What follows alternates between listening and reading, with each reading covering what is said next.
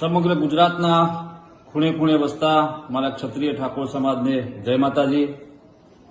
આપ સૌ જાણો છો તે મુજબ 2 દિવસ પહેલા ગુજરાત વિધાનસભાની અંદર ગુજરાત વિધાનસભાના અધ્યક્ષ અને ગુજરાત સરકાર દ્વારા ગુજરાતના અમુક ચોક્કસ કલાકારોને બોલાવી અને એમનું સન્માન કરવામાં આવ્યું, એમને બિરદાવવામાં આવ્યા। ખૂબ સારી બાબત છે, અમને એનાથી કોઈ વાંધો પણ નથી।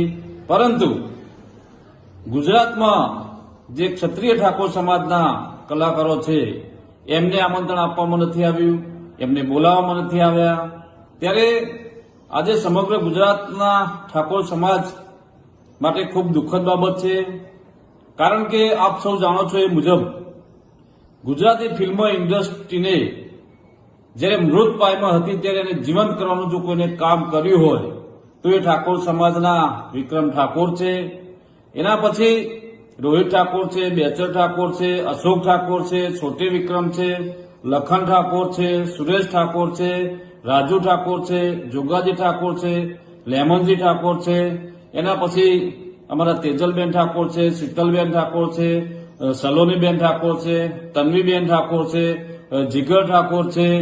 એના પછી આજે મોબાઈલની અંદર અને સોશિયલ મીડિયાની અંદર સૌથી સારી જો કોઈ કોમેડી કરતા હોય તો એ અમારા સમાજના એસવી હિન્દુસ્તાનીની કોમેડી ટીમ છે।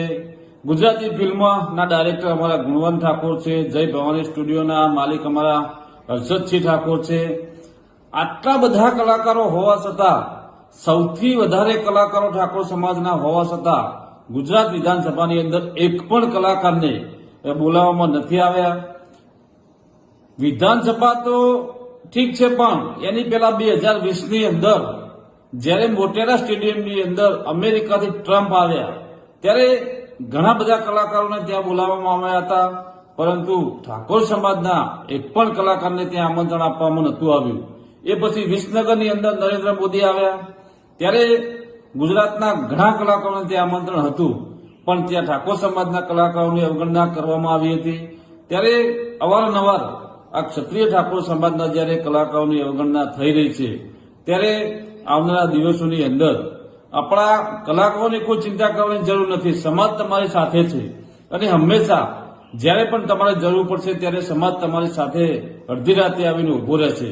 પણ ગુજરાત સરકાર દ્વારા, ભારતીય જનતા પાર્ટી દ્વારા જ્યારે આ કલાકારોનું અપમાન કરવામાં આવ્યું છે ત્યારે આવનારા દિવસોની અંદર એનું પરિણામ પણ ભોગવવા તૈયાર રહેજો। કારણ કે જ્યારે ચૂંટણી આવે છે ત્યારે સૌથી વધારે વોટ બેંક તરીકે જો કોઈનો ઉપયોગ કરવામાં આવે તો એ ઠાકોર સમાજનો ઉપયોગ કરવામાં આવે છે। ત્યારે